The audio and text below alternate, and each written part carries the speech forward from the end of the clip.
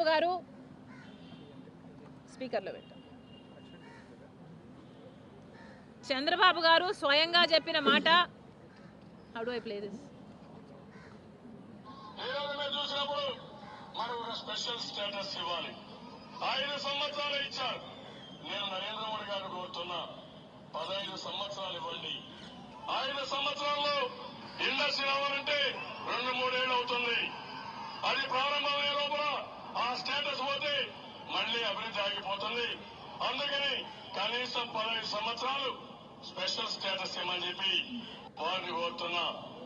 ఈరోజు మన ఖర్చులున్న నమ్మి అలసిపోయాము అని చెప్పండి.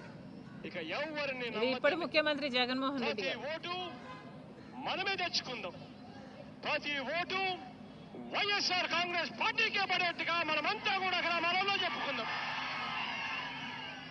25కి 25 ఎంపీ స్థానాలు మొత్తం మనమే పెట్టుకుందాం. మనకే 25కి 25 ఎంపీ స్థానాలు మనమే తెచ్చుకున్న తర్వాత ఆ తర్వాత కేంద్రంలో ఎవరు ప్రధానమంత్రి కావాలనుకున్నా కూడా వాళ్ళకి మనం చెప్పేది ఒకటే, ఎప్పుడో చేస్తాము అనంటే మేము నమ్మం.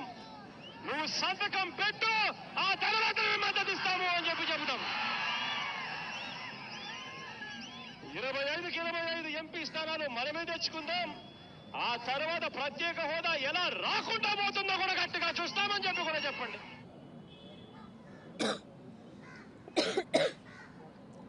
ముందు 5 సంవత్సరాలు ఉన్న ముఖ్యమంత్రి చంద్రబాబు గారైనా, ఇప్పుడు 5 సంవత్సరాలు ముఖ్యమంత్రిగా ఉన్న జగనన్న గారైనా ఆంధ్ర రాష్ట్ర ప్రజలకు మీరిచ్చిన మాట ఇలా తప్పితే మీరు ద్రోహం చేసిన వారు అవునా కాదా? ఆంధ్ర రాష్ట్ర ప్రజలకు మీరు సమాధానం చెప్పాల్సిన అవసరం ఉంది.